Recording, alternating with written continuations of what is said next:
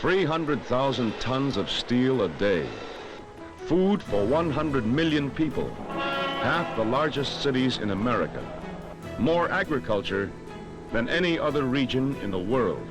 This is the Midwest, heartland of the nation. This 1968 educational film by Encyclopedia Britannica portrays the American Midwest mostly as an agricultural, manufacturing, and resource-rich powerhouse.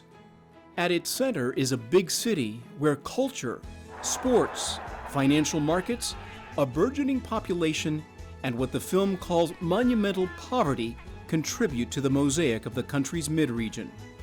Half a century later, a lot has changed in the Midwest, but one thing remains the same: the question of how to define it. Many people have assumptions, we can call them stereotypes, about what is the Midwest, and we all sort of are familiar with what they are: flyover country, heartland, flat, boring, conservative. In a new exhibit, Chicago's Newberry Library scoured its extensive collections to examine what the Midwest is. Through personal chronicles, historic maps, even video, the Newberry has assembled an array of artifacts that tell an epic story while trying to dispel some stereotypes and myths. One of the stereotypes that we're trying to challenge is the fact that there are no more Indians here, that Native Americans have somehow disappeared. And we tell the story of what happened after settlers arrived. Among the artifacts that tell that often tragic story is the original 1805 Treaty of Fort Industry, in which several indigenous populations in northern Ohio ceded their land to the federal government. The treaty contains pictographs inscribed by leaders of the various native tribes, and the agreement guaranteed them certain rights. Some of the negotiations that happened were that they could still hunt and fish on their land. However, in many cases, these treaties weren't upholded, so a lot of times you have clashes between settlers and native peoples. In 1718, this French map showed the widespread indigenous population encountered by European explorers in what would become Illinois. It includes a site the mapmaker called Le Chicago. But as native lands gave way to manifest destiny, indigenous people were literally wiped off subsequent maps. One example is this 1836 pocket map.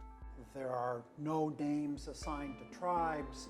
There's no recognition that there's still a substantial native population in the area. And it's almost as if already the map makers are erasing the native history and presence.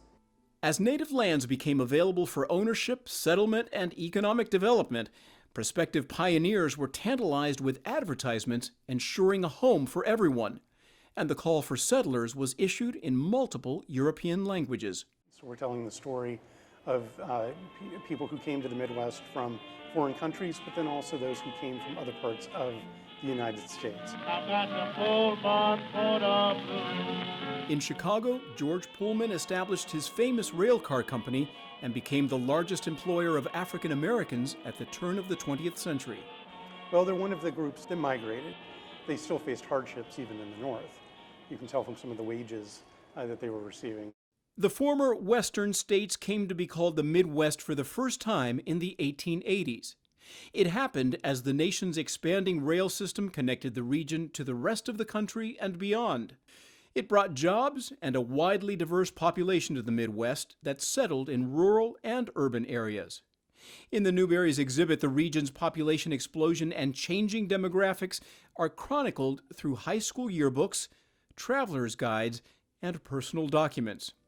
There's even a celebration of a half-Japanese, half-Irish dancer who came to Chicago with her family in the 1920s. Her name was Sono Osato, and she was a prima ballerina who ended up starring on stages in New York during the war and immediately afterwards.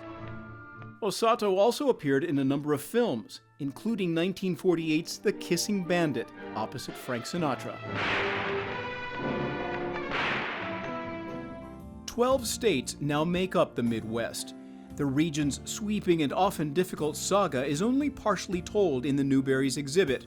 While visitors are left to reach their own definition of the Midwest, one point is made clear: there is still a Native American population here.